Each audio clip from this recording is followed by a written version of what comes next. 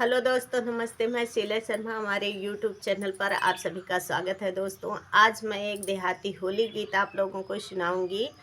फुल आवाज़ करके गीत को सुनना और ज़्यादा से ज़्यादा शेयर करना। आप सभी को जैसा लगे कमेंट के माध्यम से बताना। अच्छा लगे तो चैनल को ज़रूर सब्सक्राइब करना। अपना प्यार दुलार आशीर्वाद चैनल पर बनाए रखना। दोस्तों, आइए सुनिए हमारी आवाज़ में। होली खेल रघुवीराया वद में, होली खेल रघुवीरा, होली खेल रघुवीराया वद में, होली खेल रघुवीरा, होली खेल रघुवीराया वद में, होली खेल रघुवीरा।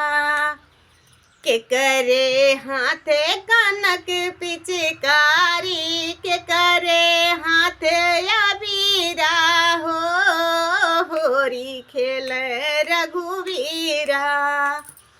के करे हाथे कनक पिचकारी हो, के करे हाथे अबीरा, होरी खेल रघुवीरा, होरी खेल रघुवीरा वद में, होरी खेल रघुवीरा। रामा के हाथे कनक पिचकारी, सीता के हाथे अबीरा, होरी खेल रघुवीरा। के करे साथे लखन लाले हो, के करे साथे सहेलियाँ हो, होरी खेल रघुवीरा। के करे साथे लखन लाले हो, के करे साथे सहेलियाँ हो, होरी खेल रघुवीरा, होरी खेल रघुवीरा वद में, होरी खेल रघुवीरा।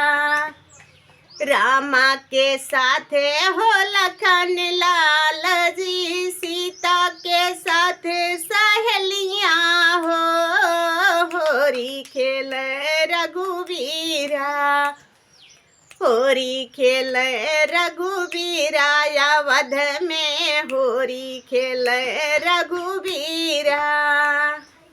के करे भी गई कांध कई कहाँ मर, के कई भी गई चुनरिया हो, होरी खेल रघुवीरा।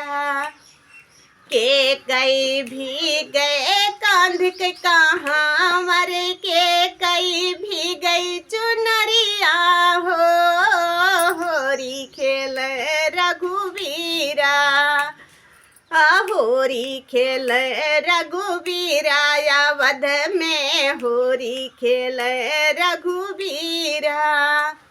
रामा कै भी गए कांध के कहाँ मर, सीता कै भी गई चुनरिया हो, होरी खेल रघुवीरा।